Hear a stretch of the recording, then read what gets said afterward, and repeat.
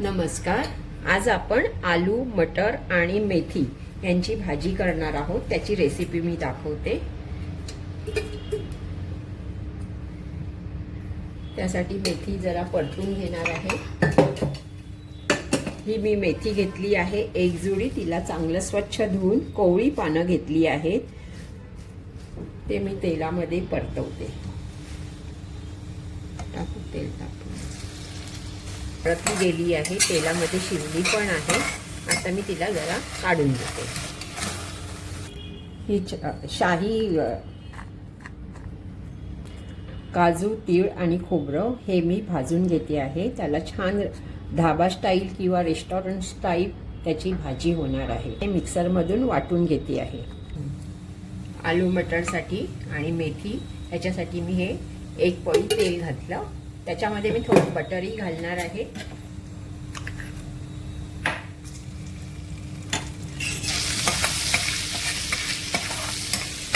यामध्ये मी अद्रक लसूणची पेस्ट आणि हिरवी मिरची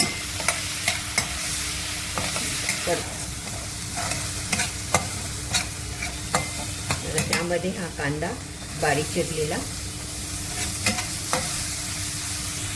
या पेस्टमध्येच 1 चम्मच मीठ टाकते. इथे मी 3 टोमॅटो घेतले, त्याची पेस्ट केली आहे आणि ती आता इथे मी परतवून घेते.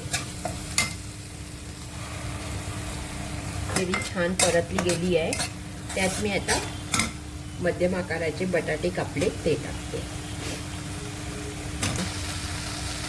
1 चमचा घरगुती मसाला, अर्धा चमचा लाल तिखट, धणे जिरे पावडर अर्धा चमचा आणि अर्धा चमचा हळद घ्यायची आहे. लो मंद गॅसवर. काजू खोबरं आणि ह्याची पेस्ट केली आहे ती आता ह्याच्या आणि तीळ हे पाणीसुद्धा टाकते आहे. एकदम शाही भाजी होणार आहे. मटर, मेथी आणि आलू धाबा स्टाईल. मटर घेतली आहे.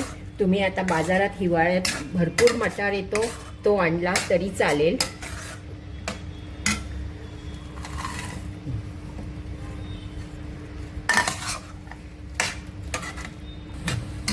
हे मी साधारण अर्धा ग्लास पाणी घालते आहे आणि त्याला थोडं शिजवून देणार.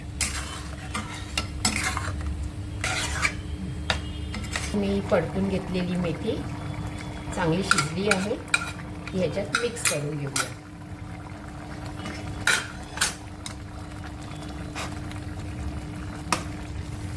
थोडीशी गार्निशिंग साठी कसुरी मेथी टाकते आहे.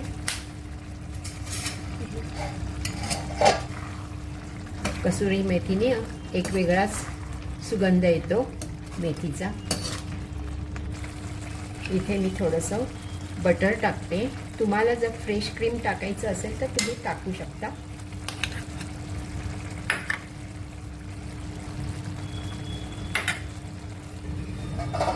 ही बघा आपली भाजी आता तयार झाली. सुगंध येतोय चांगला पूर्ण झाल्याची.